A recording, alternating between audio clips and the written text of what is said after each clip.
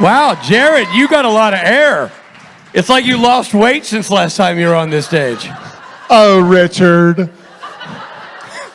All right, let's make it official, shall we? Let's anoint this thing and get it going. Let's do it. Let's do it, right? Good people in Minneapolis and the surrounding counties, let's say hello to Jensen Ackles and Jared Padalecki. Give them hell, boys. You're going to love this crowd. Minneapolis has been so great. I have to say real quick, Steve Norton and I have to catch a plane, so we're not going to be here for the outro of you guys. I just want to say goodbye. Goodbye, Minneapolis. Thank you for treating us so nicely. Oh, that's weird. That's weird. No, don't. Oh, look at that. I love it when they pretend to like Steve. I love it when he's honest about his hate for me. Ow.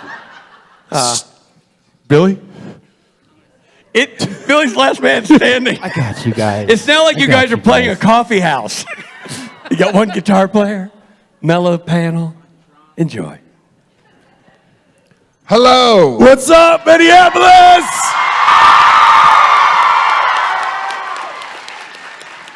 Dude, we were walking down the hall just a second ago, and I was like, oh, let me just hop in here and go to the bathroom real quick. And as I walk into the bathroom, I hear, any way you want. I'm like, oh, shit! Come on! So if there's a dark spot on his pants, now you know why. Is he going to regale us? Jensen Borja, ladies and gentlemen. Do it. Are you doing the drums? Where did that come from? Yeah, hell yes. I mean, since we've lost the entire band, I kind of feel like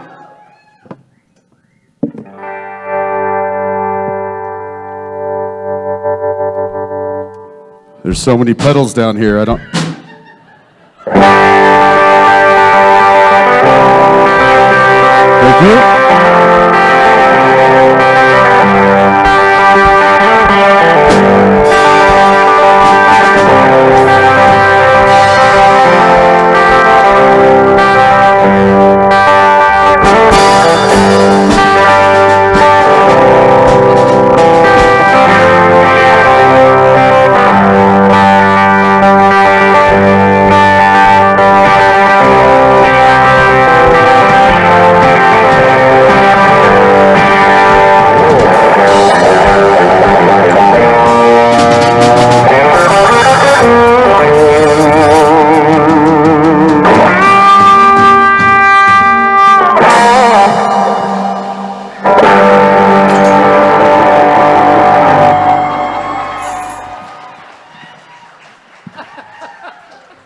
I broke something.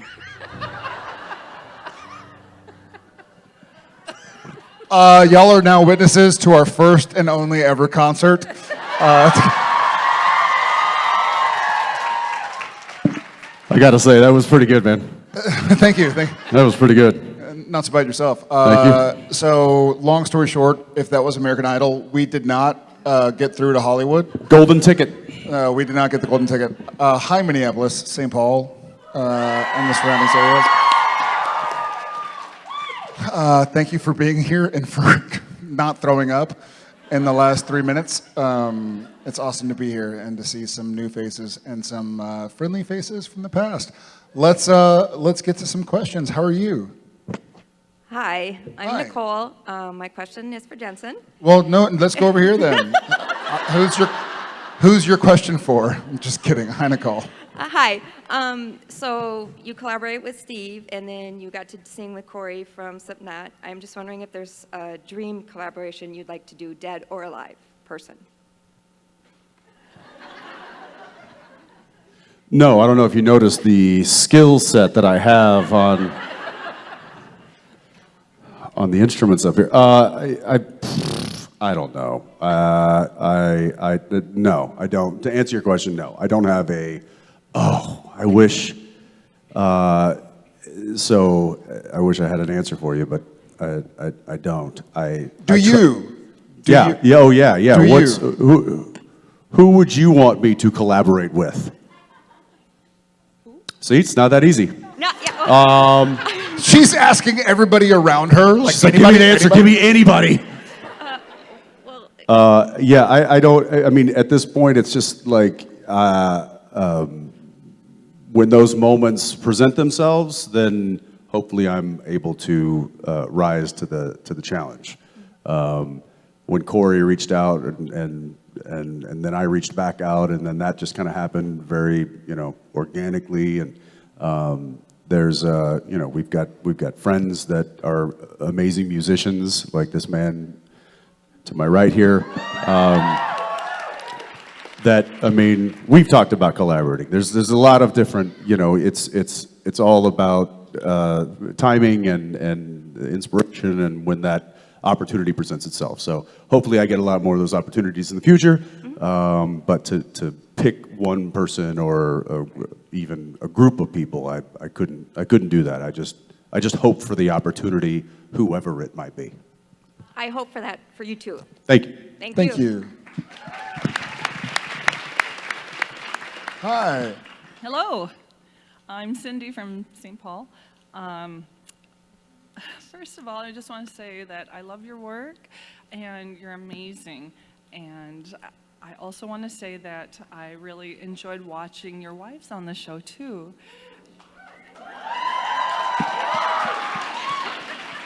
My question is, so I would love to see them, your wives, both do a panel, and I was just wondering if that might ever be a possibility.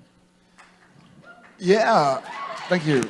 I guess the quick answer for me, and Right now, Daniil, Genevieve, come on out here. No. that sounds great to me. Problem is that you'd have to be watching our kids, so you'd miss. Somebody's got to be doing the real work. Yeah. I think bring the kids with. Who's gonna watch them? No. Yeah. Okay, never mind. Ask a stupid question, get a stupid answer. I think they'd love to. I'm sure they will. Not speaking for Daniil or Genevieve, but to speak, having spoken to Genevieve, she'd love to be here. She wants me to do the spate method of like parenting and start bringing one child per convention. I think she just wants to get rid of one. She's like, I can do two.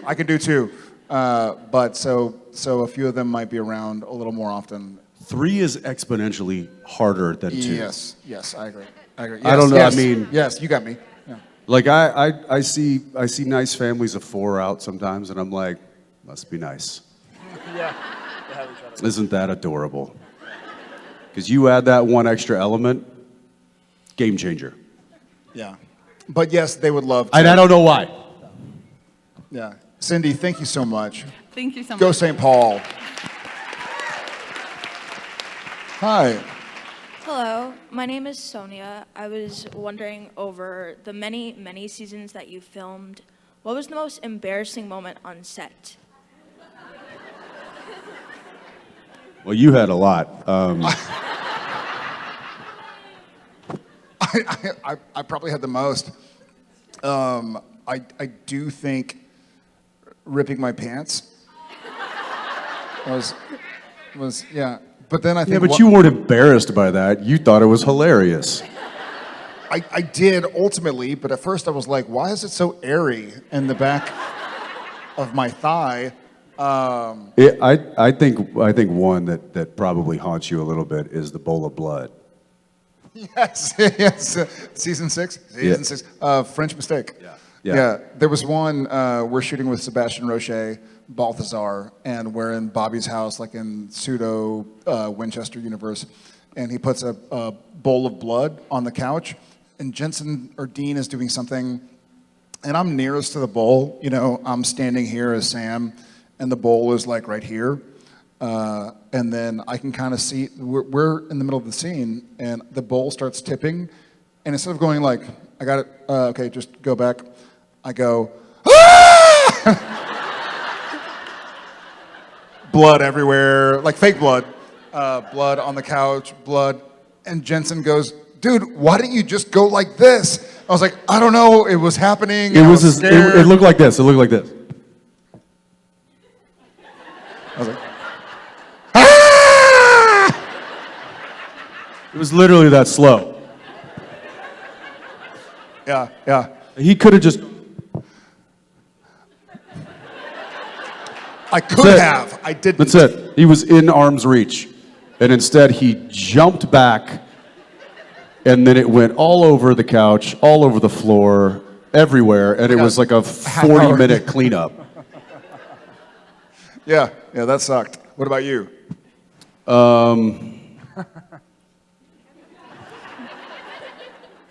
Probably shapeshifter.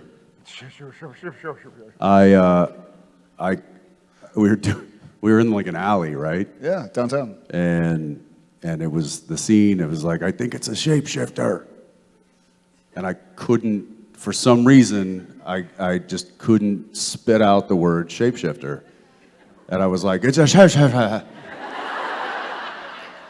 It's like, we got to go because I think we're dealing with a shapeshifter. And then he's just like, what? Shut up. Hang on. Okay, let's just go back. Here we go. Sam, we got to go. I think we're dealing with a shapeshifter. I couldn't say it. I don't, and it was like one of those moments where it's like, what's happening to my brain? And so it got down to the point where it was like, Sam, we got to get out of here. I think we're dealing with a shapeshifter. And then, so he didn't tell me he was going to do that, so I lost my shit. I'm like, yeah, it was one of those, if y'all have seen Shapeshifter or Skin, where Look for it now. If you go back and look at it, like, what would be like, he kind of changed the whole tone of his vibe right on that one word. It was like, that was why. they probably cut away from your face. I hope so. I can't remember. I hope so. We all hope so. But yeah, to Jensen's point, he comes out, and I'm ahead of him, and he's like, Sam, wait. Like, what's going on? He's like, well, I don't know. I have a feeling. And we have to get back before something happens. And and Robert Duncan McNeil, who's amazing, was directing. And he's like, hey, Jensen, we don't know what the fuck you just said. If you can do another one in English, that might be chef's kiss. And so Jensen's like, yeah, I get you, I got it. So we go back, and like, okay, we run out. Sam! Yeah, Dean. We can't leave yet. Look, I'm sure that I sensed something inside, and I think it might be a So we got to go back. And it's like, and I'm kind of going like, Jensen, have you been drinking or something? But Robert, director comes back and he's like, Jensen, thanks, that was great too, but what just happened? Like, do you smell toast? And so finally we get to like take 3 or take 4 or whatever, run out the door. Sam, yeah, we can't leave yet. Listen, I was inside and I feel like something happened, and I get the sense that it's a shape shifter. And so that was my response, just like laying on the floor, laying on the ground in an alley in downtown Vancouver, laughing, like germs everywhere. But yeah, that was a good one. You know when you ask Google Translate to say a word for you? That's what I sounded like. Shape shifter. Shapeshifter. It was good. That was good. embarrassing. Yeah, for sure. But Thanks worth for it. bringing that back up. Yeah. That's hilarious. Thank you. Thank you so much. Hi. Hi, I'm Carlin from Nashville, and I just want to say I love you both so much, and I'm really grateful for everything that y'all do. Sticking with the music theme, because I work in the music industry, I want to know what y'all's comfort album is. Comfort? Yes. Ooh, good question. I hope this doesn't sound like a joke, but what is yours? I like this question. I don't know if I've ever been asked this. Probably Fleetwood Mac's greatest hits. You can't Wow. Wow. I'm gonna try something, and I think music, how it changes. Sometimes you're in a mood, you're comforted by like hardcore rock, or you're comforted by a lyricist or pop or whatever. Right now, I think what would comfort me quite a bit is like doo-wop, like Motown, like the Isley Brothers or the Temptations or something. Yeah, thank you. One person. Thank you. Yeah. There's something really feel good to me. My daddy listened to doo-wop and Motown all the time, and like Roy Orbison. My mom listened to like Rolling Stones and Led Zeppelin, which is funny because you'd think it'd be flipped. But I think, like Earth Angel from Back to the Future. There's something, like that era, like the 50s, the music. It always comforts me. The Ronettes. We were listening to "Be My Baby," "Be My Little Baby" a second ago, a few minutes ago. Yeah, I'd go like doo-wop. That's interesting. Because mine's very similar, and I'm going to give you two, but one of them is what I was kind of raised listening to, because my father had a lot of these albums, and I now have it on vinyl, and so it's Sinatra's greatest hits.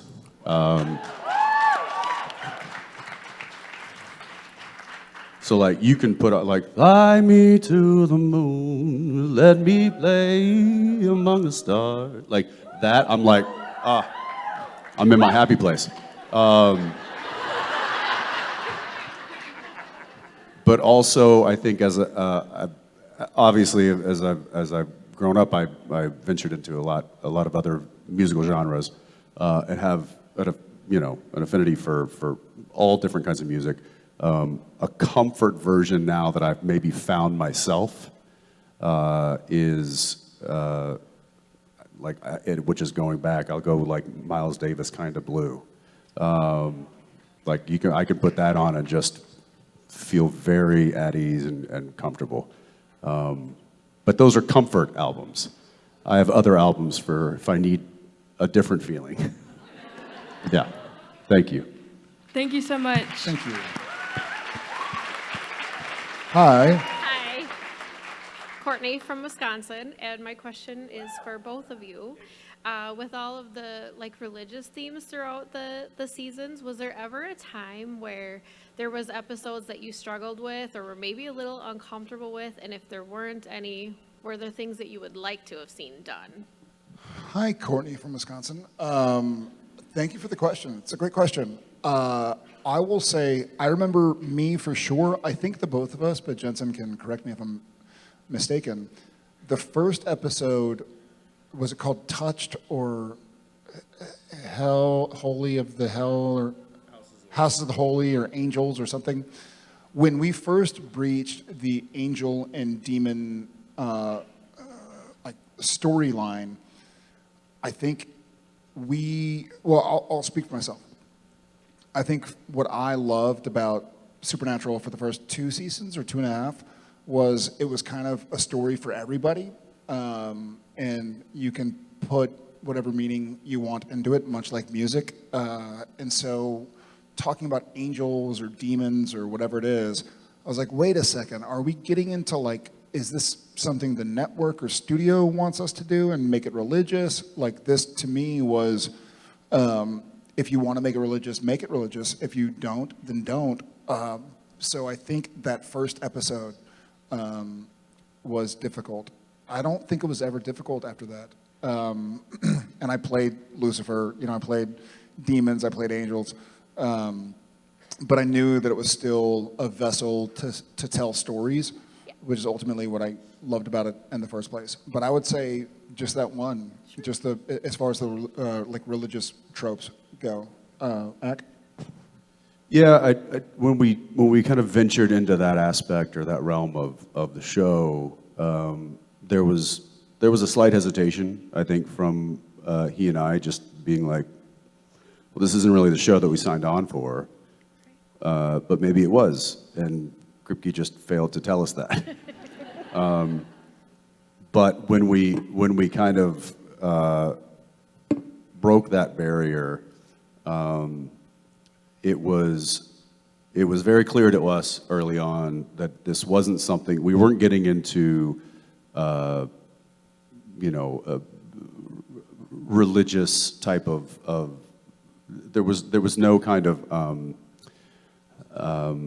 what's the word I'm looking for? Commentary on religion. It was taking inspiration from the religious stories. And I was fine. We weren't literally dissecting stories from the Bible and going after, Noah and asking him how he made that work. It was more of like taking a generalization of religion and the heaven and the hell and utilizing that in our story and doing it in our own way and taking creative liberties with that. And I think once we realized what that was, then we were able to kind of hop on board and do it. Yeah. We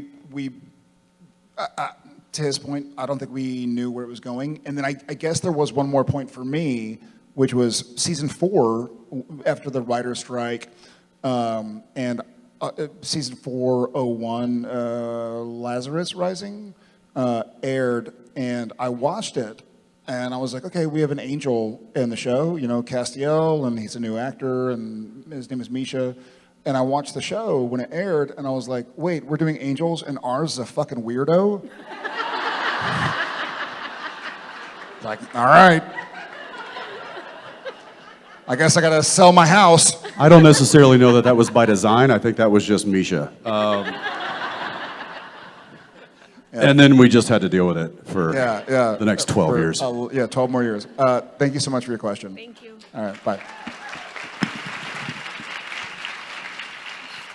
Hi, I'm Rosabella. I'm sorry, I love you guys, so I'm shaking a little bit, but I'm 18, I'm finishing my first year of college, and I'm sure you get this question a lot, but I'm wondering if you have any advice, like especially if you could go back and talk to your 18-year-old self.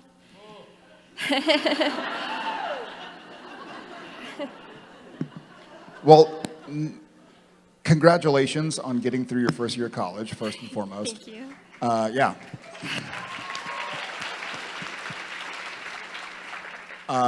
Neither of us went to college, so I wouldn't know what to say to myself in the first year of college.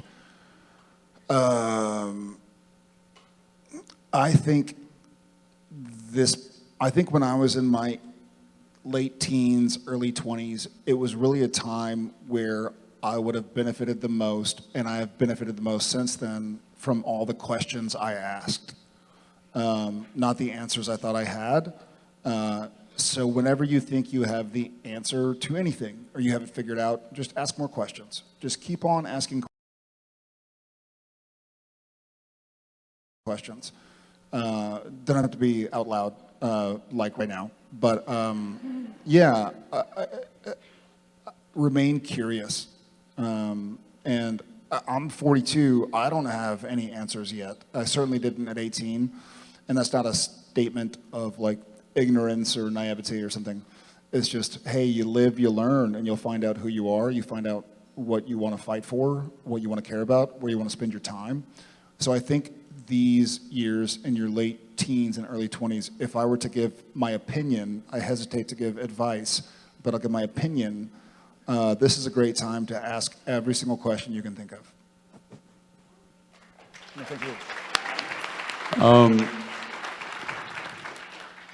This is a chapter in your life.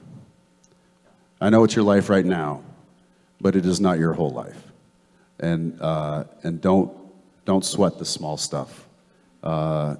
You will be in a completely different place, both mentally and physically and emotionally throughout your life. And so utilize this the best you can as a learning opportunity, and know that it doesn't begin and end in this stage of your life. You've got many to go. So enjoy it. Thank you guys so much. I love you guys. Yeah. Thank you for being here. Hi. Hi. So my question is, what was an irrational fear you had as a child? Bears. As a child, not as an adult. For Bears. my example, I was afraid of alligators underneath my bed. Alligators? You from Florida? No. I'm kidding. Okay, so you were afraid of alligators and now... No, under her bed. That's why it's irrational. I see. Well, where do you live? I was from Oklahoma. What's You weren't afraid of tornadoes? No. It's the wind. Maybe a more rational fear. What's your address in Oklahoma? I don't Is live anybody anywhere home south right of now? Loveland. Where do you keep your valuables? Okay, so irrational fear. I get it. Because there's no bears in San Antonio. Correct. But you had this fear might of be. bears as a kid? Yes. You didn't? You've had this fear your whole life? Bears, dude. I feel like I'm saying the same word. Correct. Okay. Bears. Yeah. Yes. I don't. So this is... Yeah. But that is a rational fear in certain circumstances or in certain parts of the world. Like when you're being attacked by a bear. Right. But it would be irrational to be afraid of bears coming For out, you. coming out of the bathroom. Are there bears in the bathroom? Guess I'm not peeing again today. But yes, an alligator under your bed, that doesn't make a whole lot of sense. Let me ask you this. What do you think sparked that? I hated having my feet hanging off the side of the bed. I Okay, don't so know you why were it just was afraid of like a alligators. monster under the bed. No, it was specifically alligators. It But the wasn't a monster was in the monster. form of an actual being. Yeah. Which was an alligator. Yeah. Got it. That sucks. Because if it's like I was like, well, there's a monster under my bed. It's like monsters aren't real. You don't have to worry about that. That's just in books and science fiction and a show called Supernatural. You don't have to worry about monsters under the bed. But yeah.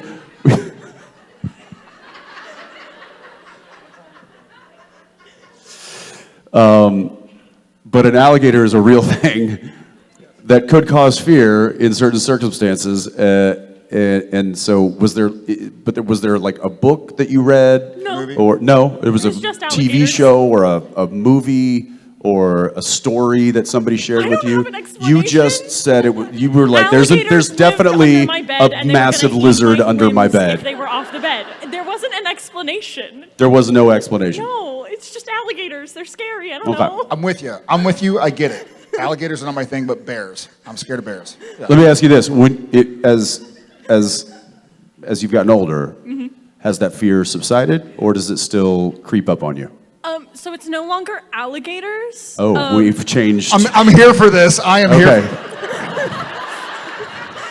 So I have mild hallucinations. So it's usually just people standing in the corners of rooms. Yeah. See, that messes me up right there. See, now we're getting to a conversation. Did y'all just become best friends? Because this.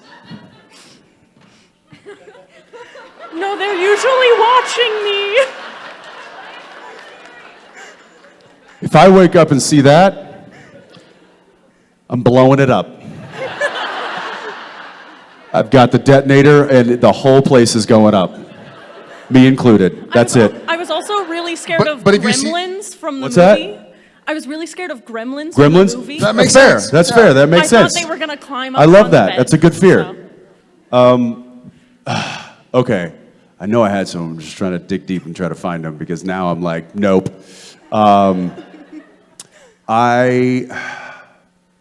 Gosh. I don't know.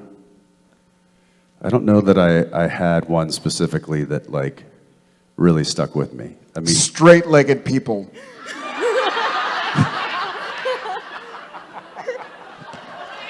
well, I just don't trust them. Who would?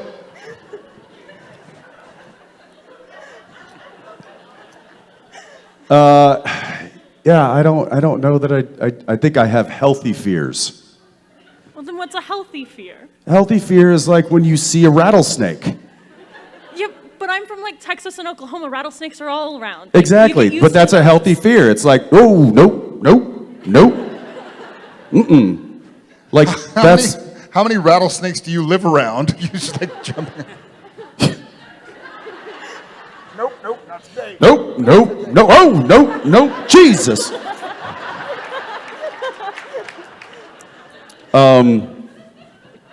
And, you know, my wife is from Louisiana, so, and her parents still live down there, and we go and visit them quite often. And so alligators are a thing down there. And I've driven across the Pontchartrain Bridge many, many, many times, which is a extremely long bridge. And it is so close to the water.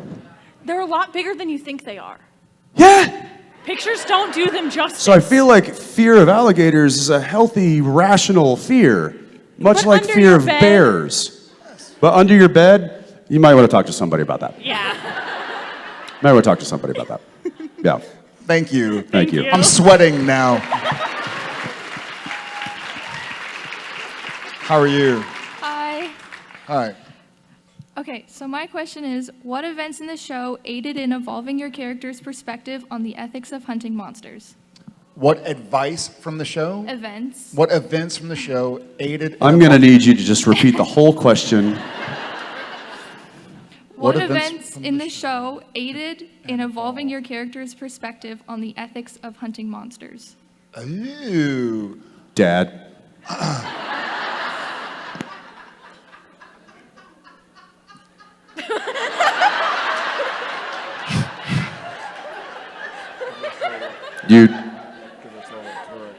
You'd like more than that, wouldn't you?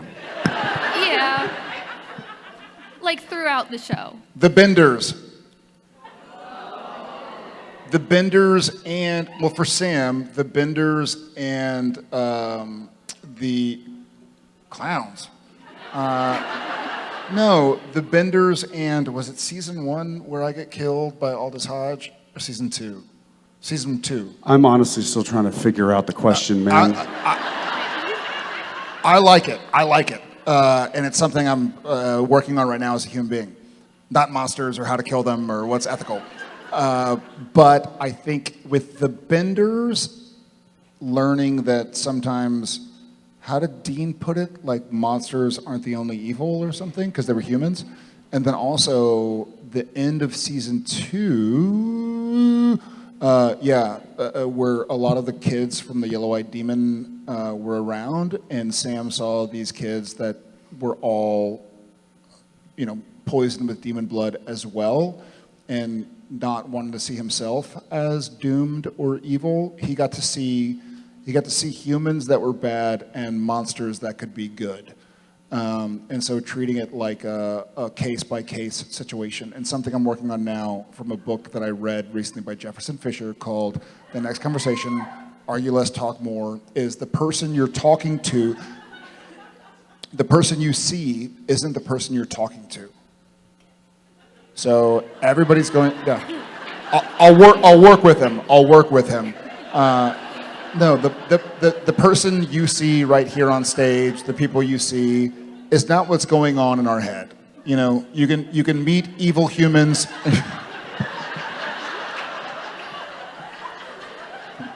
And don't sleep with your feet off the bed because there are fucking alligators everywhere.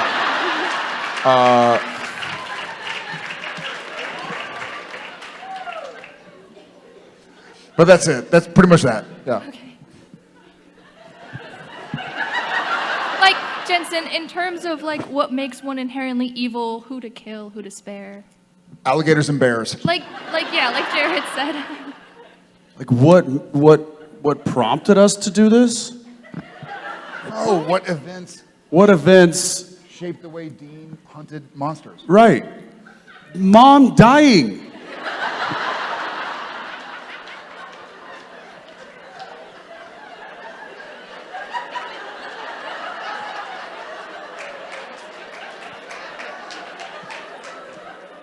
Am I missing something?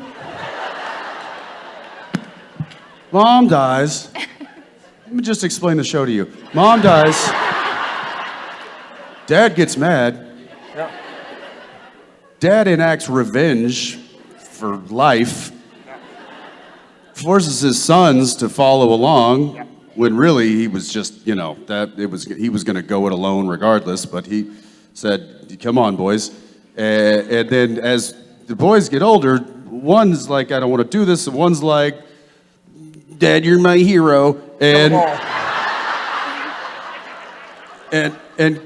keeps doing the revenge of the mom thing, and then learns how to fight the bad things.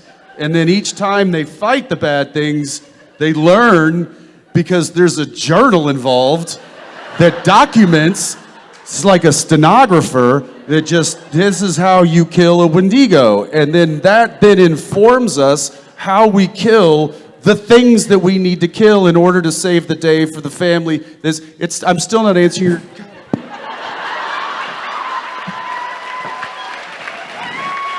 Do you have your question written down? I think you're putting some emphasis on the wrong syllable, and I just...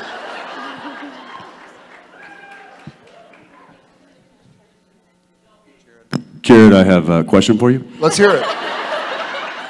What events in the show aided, Yep, got it. assisted, aided, Yep. in evolving your character's perspective? Like what are things that made them think? Mom dying. On the...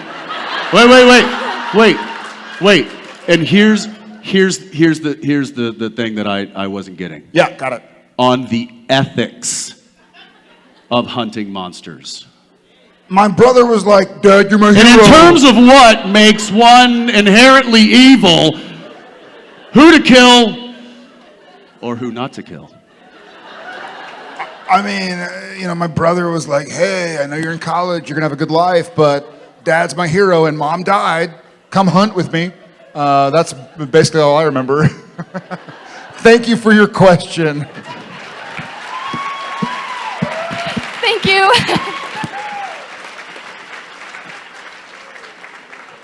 Hi, I'm glad we walked through that one. That was a big doozy. Big time. How are you? Hi, I'm good. How are you? My name's Alexis. I love you guys so much, first of all. You guys have helped me a lot with my mental health and with the Always Keep Fighting campaign and Supernatural. I was just wondering what you guys do to help you guys get through your guys' bad days. Thank you for sharing that, Alexis. Doo-wop. Sure. This is going to sound strange. I don't try to do one thing. I do try to breathe and slow myself down, and I have the tendency to kind of get ramped up and revved up and talk quickly and think quickly as quickly as I can. But I guess I try to do everything. That sounds cheesy, but I'll try and explain. I try to find the joy no matter what, and I remember everything. I try to remember and remind myself that everything you do is a sacrifice. You could be home right now. You could be going for a walk right now. You could be sleeping right now. You could be eating. You could be watching television. You could be watching Pokemon cards getting opened up on YouTube. with me and a couple of hours on YouTube. Just kidding. But just trying to find the joy around you. Because there's a...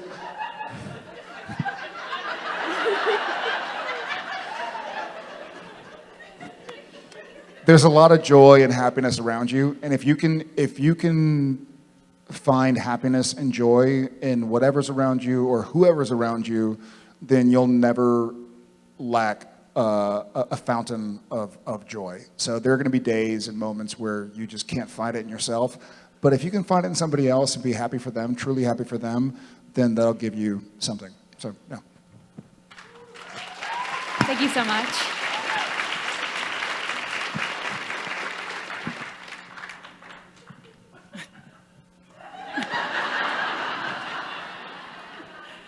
Hi, I'm Deborah. I'm from San Francisco.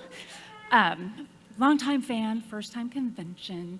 But I also kind of following on that, thank you for bringing this joy. I think you just filled my son Jasper and my cup for years of having joy and a memorable moment to look back on. So thank you.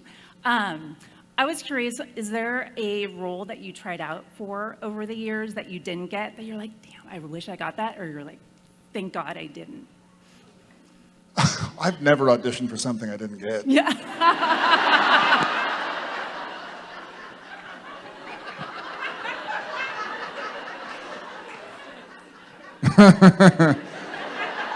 Not true. Not true.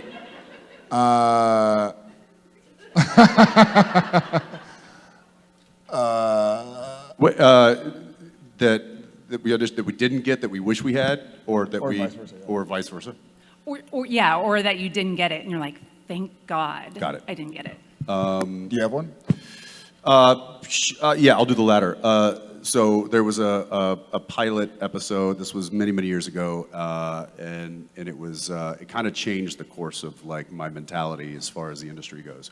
And it was I don't even remember what network it was on, but it was this was in maybe the early 2000s, and it was a family drama show. And it was for the pilot of that show, and it came down to me and one other guy, and I thought for sure I had it. I got all the feedback that the director was like, "You got this," and the producer was like, "You're our guy," or whatever. I was getting positive feedback, and so I went to the final audition, and then when I went home that day, I basically waited by the phone, knowing I was going to get that call, knowing I was going to have this job. And I got the call, and they decided to go with the other guy. It was me and one other guy. And It was me. No, we know the guy. He's a friend of ours. And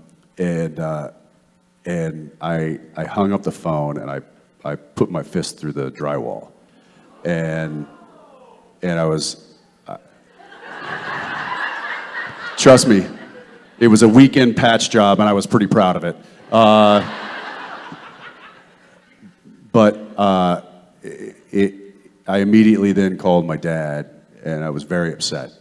And he kind of gave me a pep talk in that moment that switched the way that I approached trying out for jobs. And that has helped me to this day. That show, they made the pilot, and it never got picked up. And had I done that, I wouldn't have been available to do Smallville. And had I not done Smallville, I probably wouldn't have gotten plucked off of that to do Supernatural.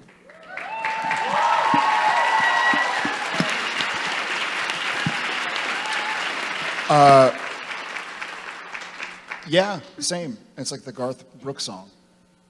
Grateful for those. What's it called? The road. Unanswered, thankful for unanswered prayers. Yes, thankful for gratitude for unanswered prayers, so to speak. Similar, very similar. The first job I ever got was a pilot. It shot in Chicago, and I was like, the lead was a female medical examiner. She had a sister, and her sister had a son. That son was me. So I was like number 10 or 11 on the call sheet. I probably would have worked a day an episode. I was praying to get it. I did the pilot, but the show didn't get picked up. The show ended up getting retooled and reimagined and became a show called Crossing Jordan, which is a great show, but I would have been like the 12th lead on Crossing Jordan for 12 seasons, which meant I never would have done Gilmore Girls, I never would have done Supernatural, I never would have done anything I did between 2000 and 2012.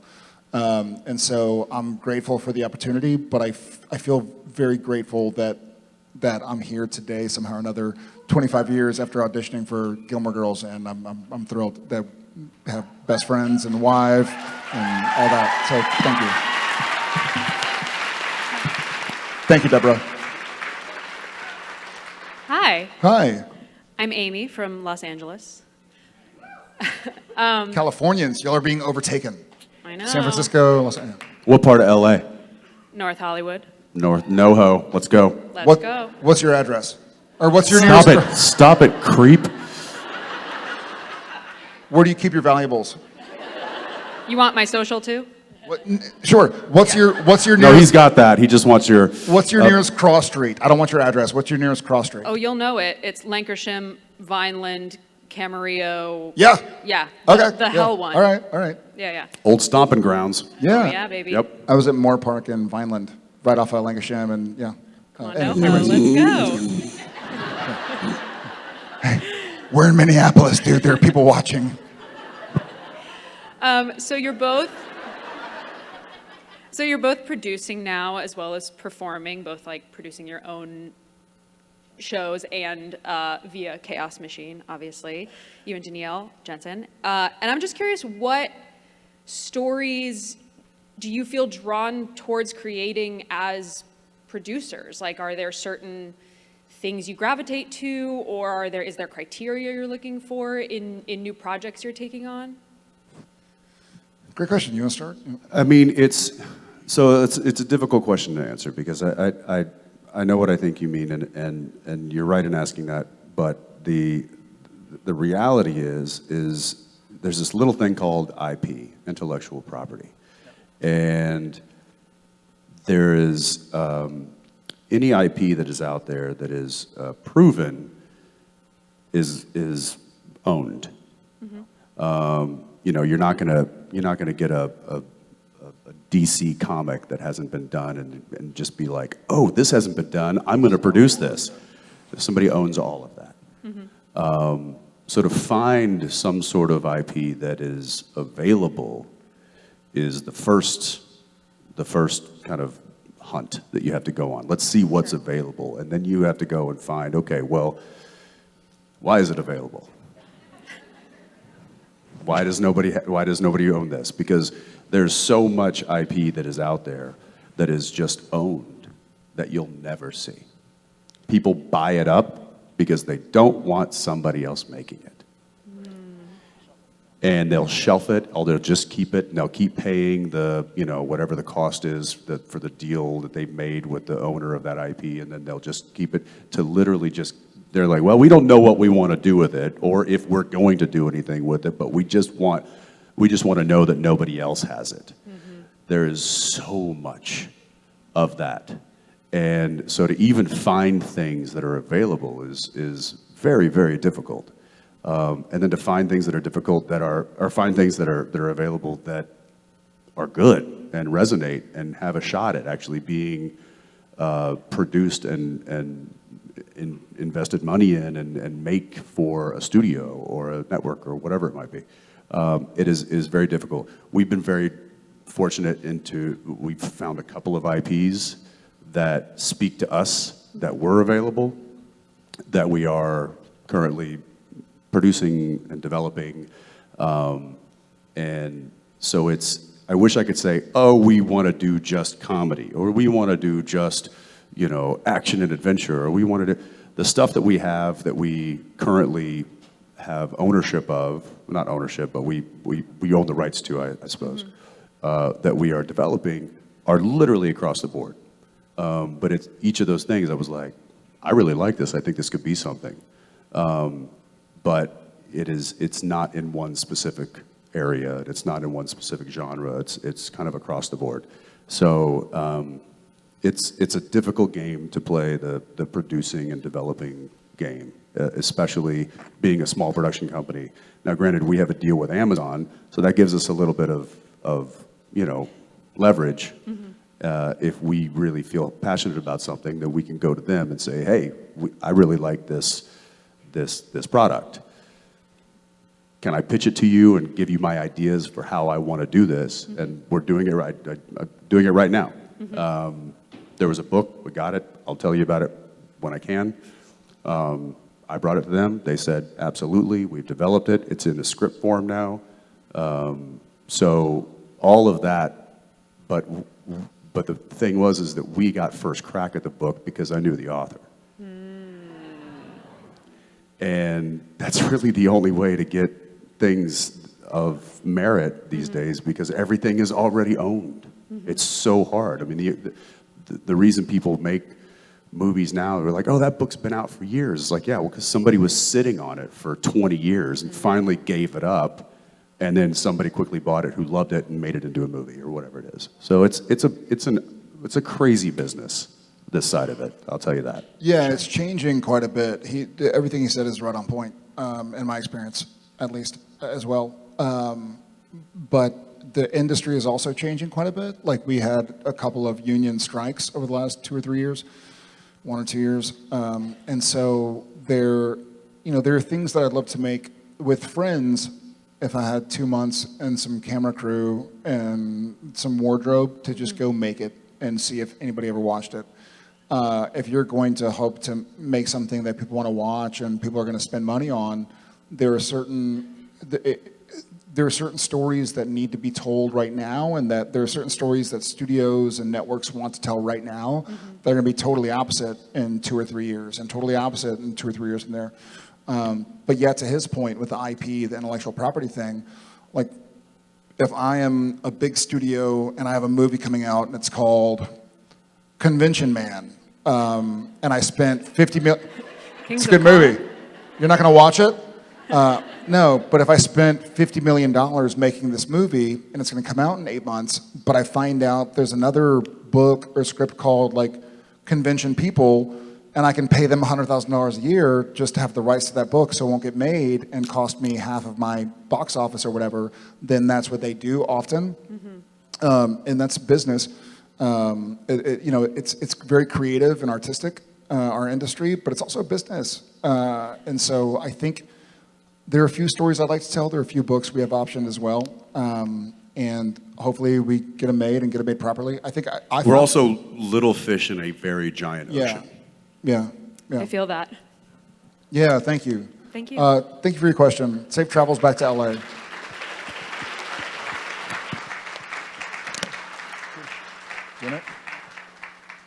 All right, let me see. I'm not good at this. Oh, I suck. It's going to be a bad day. Just kidding. It's all right. Hi. Hi, I'm Crystal from Wisconsin.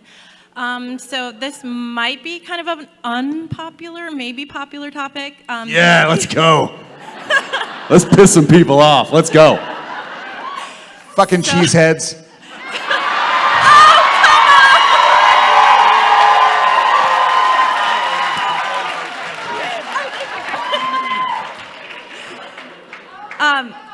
So the ending of the show, it was not the ending that I wanted, but I respect everybody. Some people, it was the ending that they wanted. But wait, who wanted that ending? Not me.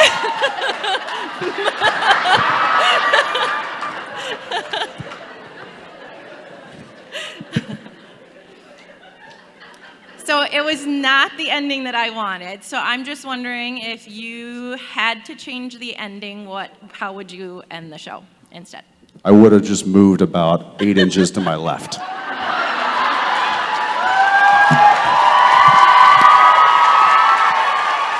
You wouldn't know 8 inches of it. I knew it too. I knew you.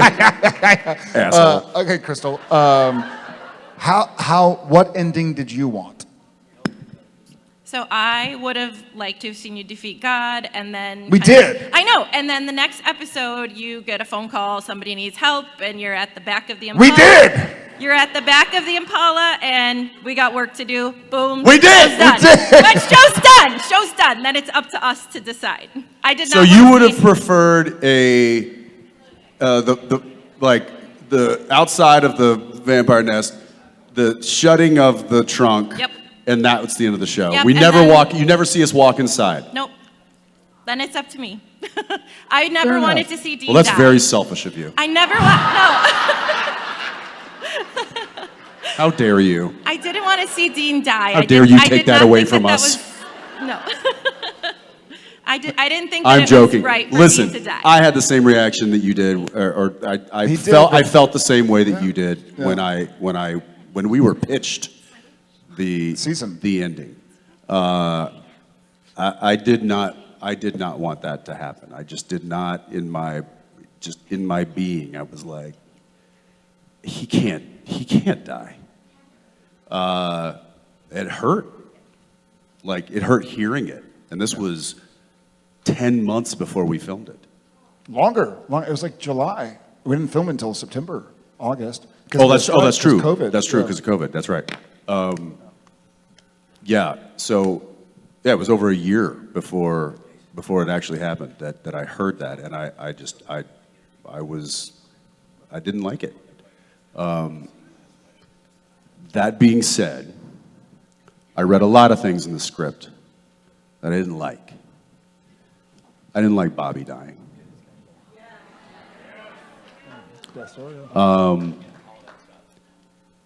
But we're also in the business of making TV that draws emotion from people. Yeah. And even though Bobby was so beloved and such a great part of the brothers' world and lives, having him go made for really good TV. Because you see what they do next. That's, yeah, I think what he's saying, we've talked about this, there's a lot, that whole saying, pain is mandatory, suffering is optional. Like, one of the great things about Supernatural, because of our genre, because of our SBN family, and y'all sticking with us, and knowing that we stick with y'all, is we get to explore these really friggin' uncomfortable situations, unlike other shows and movies get to explore. And go like, yeah, you lost your uncle. Yeah, you lost your dad. Yeah, you lost your mom. Now she's back in an alternate universe. You have to deal with that. You have to confront these, like, you know, it's like a... If I had a nickel. Yeah. It's a Sisyphean effort to get through some of these trials and tribulations. And so I think that's part of why Supernatural, why the writers chose to make it... I can't watch it without crying. I can't hear about it without crying, the finale.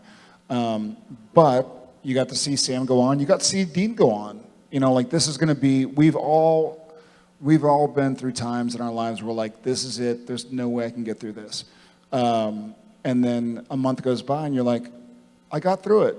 It still hurts, still sucks, but a lot less than it did yesterday, a lot less than it did a week before, a lot less than it did 2 weeks ago. And then another month goes by and you're like, oh, well, I didn't even think about that yesterday. And so I think part of what Supernatural and the Winchester brothers and the entire cast and crew did was show, like, hey, you can go through some real deep, dark, heavy, hard shit, and you can keep going. And so I'll stick with that. And yeah. And you did bring up a good point about a prior question, and now that it's been asked and brought up, Jensen does have an irrational fear of rebar.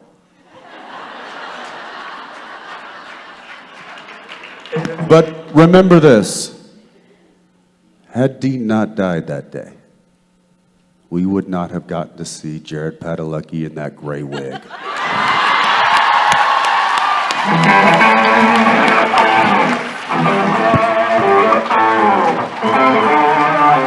On the drums! Give us Play some. We need it. We need it. You know why we need it? Do you know what's happening right now? Here, move over. Move. What? Duck, duck, duck. You need that. Because you know what's happening, right? This is it. This is the last question. Right now. Here's the last question. Here's the last question. Here's the very last question. Here's the last question.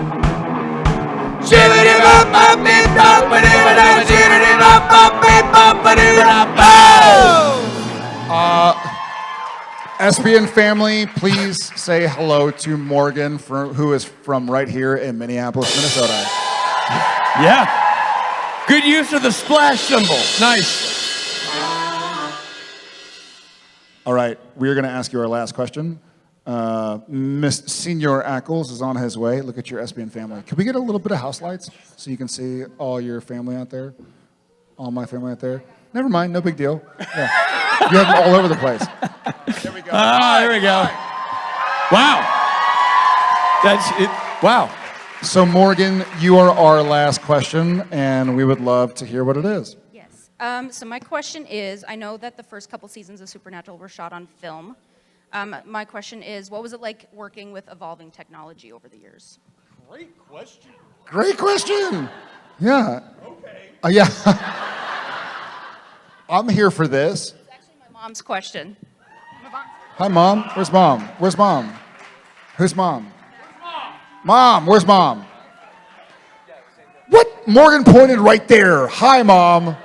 I know, you're good. I'll go first. I'll try it first. So it was a lot quicker because when you were doing film, they had to load and reload all the film, 1,000-foot mag or 300-foot mag. Check the gate. You'd have to do takes over and over again if there was a hair on the gate. Whereas when we went to digital, it was easier to do visual effects. It was easier to reload. They just took a memory card out and put a new one in, as opposed to like, okay, pull it out, wind it, deliver it downtown, get processed. And so I found it quicker. Well, there was a learning curve. Certainly, when digital cameras were introduced, they weren't foolproof. There was a lot of like, the camera would crash, and so they would have to like reboot them. And it was during that kind of like transition where people were going, "Is this worth it?" Now that they've gotten to a point to where they are, it's astronomically changed the industry. Not even just from the camera aspect, but also what you can do digitally to the picture afterwards. So it's been really unique. In fact, just the other day, I was sitting behind the camera, and the camera was on the dolly on a remote head, which means there was nobody operating it. The operator was in another room with a monitor and wheels, and it was just like a moving, robot, basically. And it would follow us in, and it would, move and everything was being operated remotely. And he and I, when we started Supernatural, the camera operator was like literally looking through the eyepiece. You had the focus puller that was on the camera, moving the focus wheel. You had the dolly grip that was on the dolly. Everybody was on the camera in like right there. But now everybody's like, it's all done remotely. And I'm like, at what point does AI take over and just, you don't need a camera operator anymore. You don't need a focus puller anymore. You don't need a dolly grip anymore. You don't need an actor anymore. Yeah. Gotta be careful what you wish for. It's been real. Thank you. That was a really good Morgan, last question. That was an awesome Thank you, guys. question. Thank you. Oh, yeah.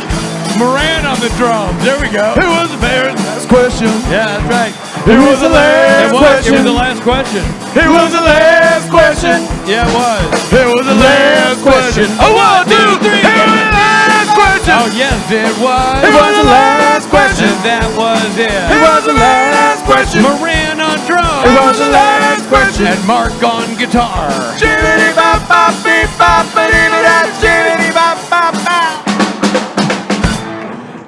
Look. Maybe not a I think they changed keys on us. Not a well-oiled machine, but not bad either. Not bad either. I would say, Mark, Well thank done. you. Nice job. Ladies and gentlemen. Not bad, not good. Not bad, not good. Better than shitty. Ladies and gentlemen, Jared Padalecki and Jensen Ackles.